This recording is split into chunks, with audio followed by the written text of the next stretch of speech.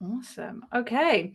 All right. Hi, everyone. So in this session, we're going to be talking about how native AWS tools integrate with Cloud Custodian. I'm going to run through 3 services focusing on cost, what they are, what's important about them, and where you should go to enable them. Then Kapil, who you've met already, will show you how they integrate into Custodian.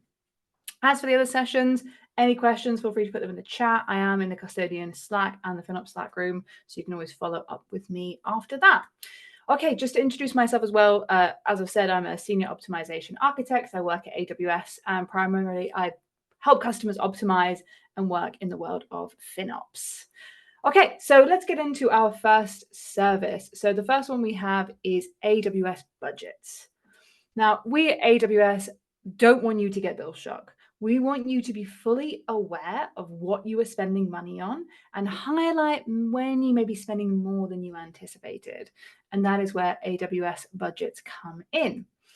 So AWS budgets provide you with a quick way to view and manage your current and estimated spend, and they give you the ability to create custom budgets. These can be done in either your linked account or at your organization level. And at your organization level, you can filter them down to a specific linked account if you want that control. The most common ones we see people use are cost budgets, so specifically about spend, but there are a couple of other ones you can use. There's usage ones, and there are RI and savings plans ones based on utilization and coverage. So you can really be specific about what area you want covered of your spend. And you have the ability to filter the same as you do in Cost Explorer. You can filter down on linked accounts, on region, on service level, and you can combine these filters so that you can really pinpoint what you're focusing on when it comes to viewing and managing your costs. This data is provided up to 3 times a day, so budgets will review your accounts about 3 times a day, between 8 to 12 hours regularly it will look at it. And budgets track your unblended and amortized and blended costs, so different options for you. So be aware when you pick those what they mean. And you can include or exclude things like credits or discounts, again, giving you full control of the scope of what your budget is tracking. So what happens when a budget actually gets triggered? So that's where there's 2 different types of notifications. First of all, we have reports. These give you a direct line of sight across your portfolio of budgets in that account. And these can be emailed out to the relevant people and can go up to 50 participants with your report. So basically, it's a way of just seeing what budgets you've set up and how you are going against those budgets. But if you get an alert, which is the second type of notification, this is when you will be coming close to your budget. So there's either actuals, so based on things that have already occurred. So if you've reached a budget, it will let you know you've gotten to your budget, or forecast. So this is before that incurs. And we often suggest customers use the forecast to give them a bit of time to maybe investigate and find out what is driving that spend. You can have these notifications via SNS or via email. But having a notification is great, but could you do something more automatically? Well, that is where budget actions come in.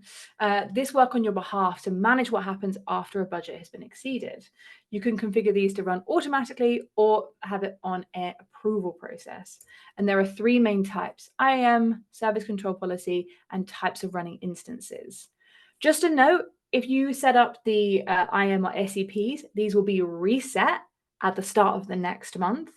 But any policies you set up for the individual resources will continue month over month. So just be aware of that. So big shout out for budgets. Really recommend setting these up. These are for you to deploy and decide what your limits are. And just highly recommend having these. Okay, number 2, what is our second one? Well, this is cost anomaly detection. So a little different from budgets. This feature offers a natively built-in anomaly detection into your spend that can help you see where your spend is going and reduce costs. By default, this is enabled in all new accounts, but make sure if you have any old legacy accounts, you do need to set this up yourself. You can receive automatic root cause analysis of your potential spend drivers, such as accounts, regions, resources, and allow you to see what is actually happening in your accounts and pinpoint that location of that spend. Finally, it's a great way to stay informed, again, via email or SNS at a frequency based on your choice.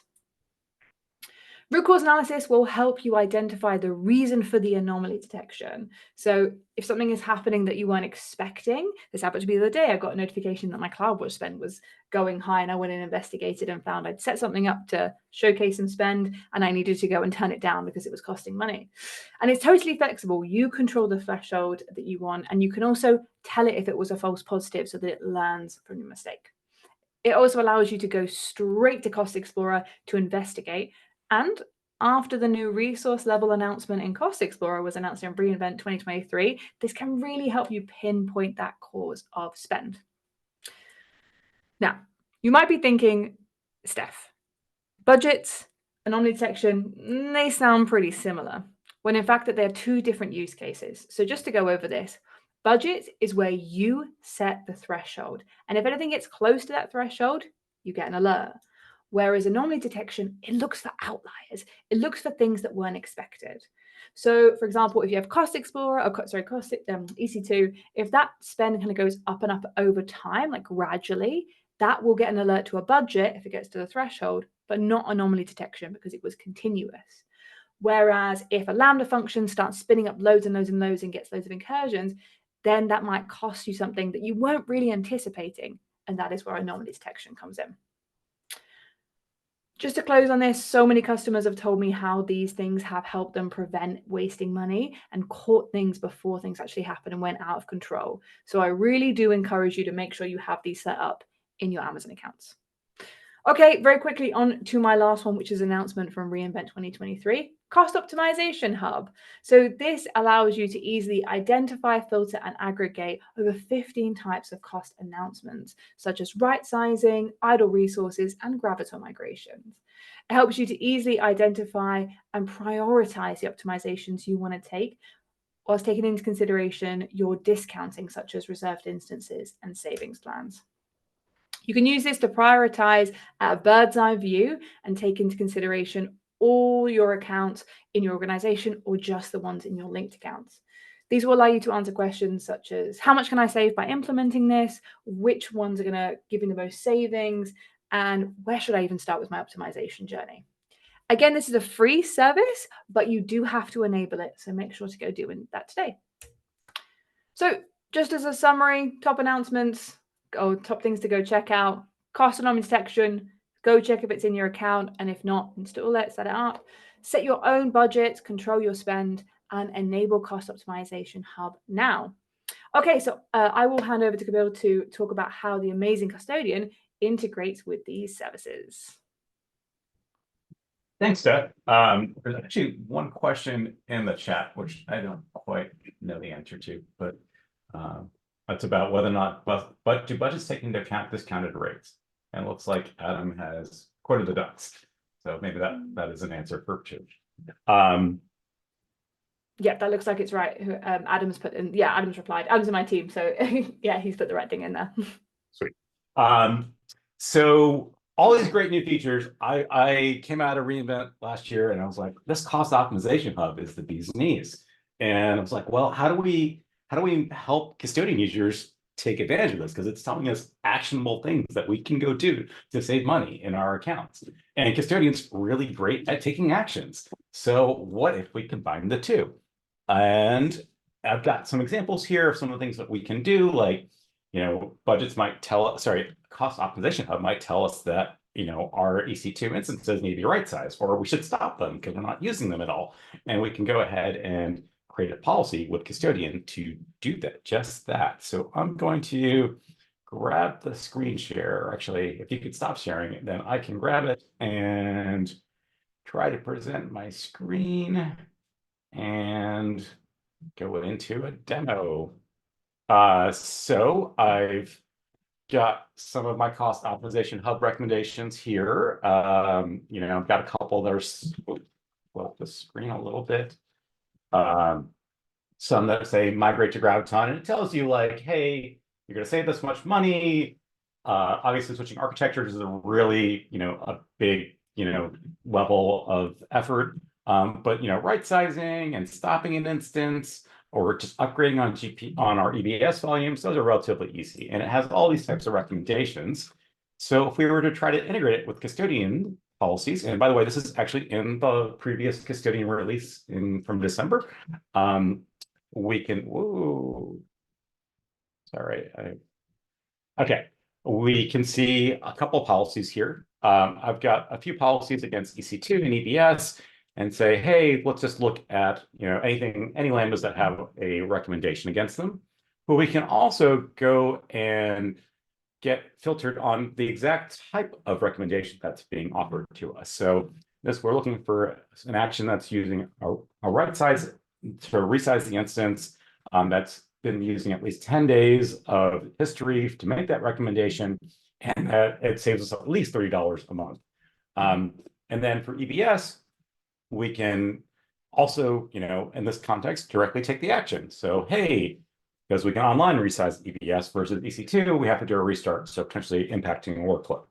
So for EBS, we can say, hey, is the EBS volume modifiable? Is there a recommendation here to move to GP3? Then let's go ahead and take that action.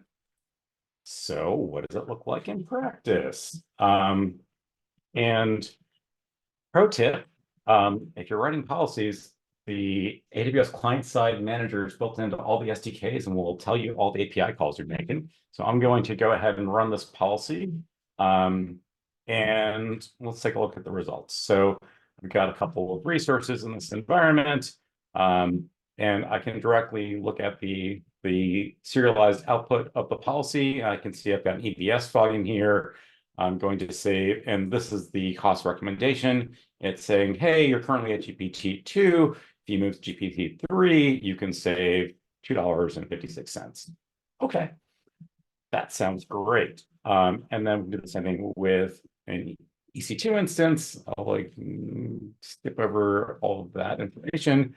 And here it's saying, you're currently on M6G large, but really you could probably just do an R6G large and save $73 a month.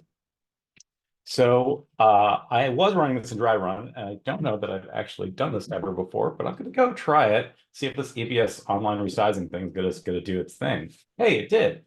And so now if I happen to be in a console in the right region, EBS, I could probably go look at, I knew where it was because I have not been on the console in a while. Let's see, what region am I running? Oh, I was running against US. Yeah, it's US East 1. So let's see, volumes, there we are. Okay, so I can now see that this is now being optimized. Hey, look, I went ahead and resized my volume on the fly thanks to a cost optimization hub recommendation. All right, continuing back to slides. I had hoped to show some of the other cool services here as far as anomalies and budget detection, but this is currently going to be on our roadmap, taking advantage of the SNS alerting that both cost anomalies and budgets provide to trigger notification to hook up a custodian policy to it.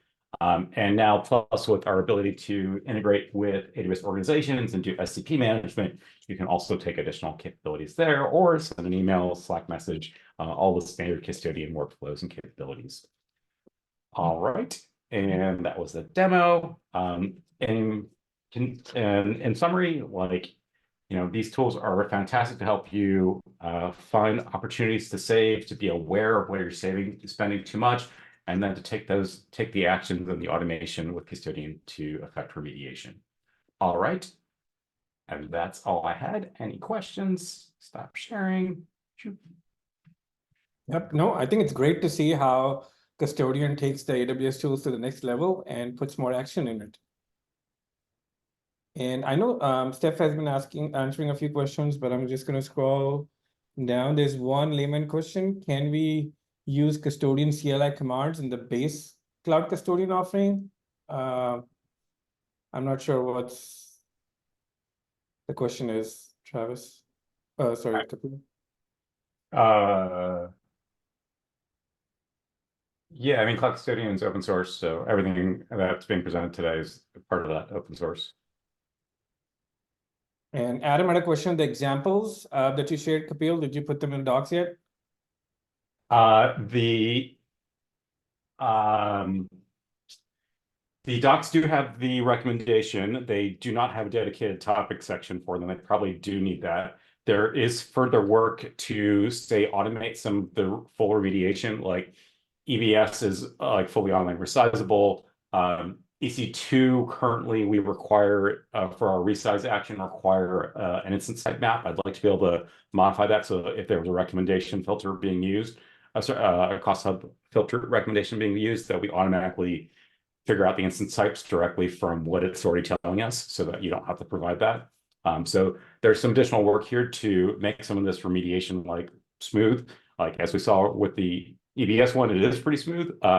And it's just really just making it so that we can avoid some additional policy configuration in the cases where the recommender is already telling us what type you should use, like going from M6G X large to R6G large would be a perfect example of something where, you know, we can just take, well, if we just take what recommender gives us, then we don't have to figure out that mapping ourselves.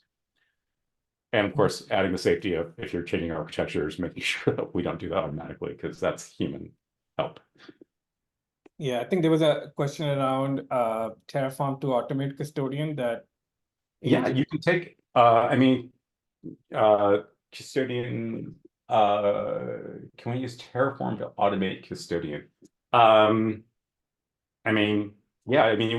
Custodian is just a CLI. You can provide any compute you want. We've seen people write it in Kubernetes and GitLab CI and GitHub Actions and on a VM. Like it's really just the automation on how you bring your own compute is really something you can do in CloudFormation, in Terraform, and whatever you prefer.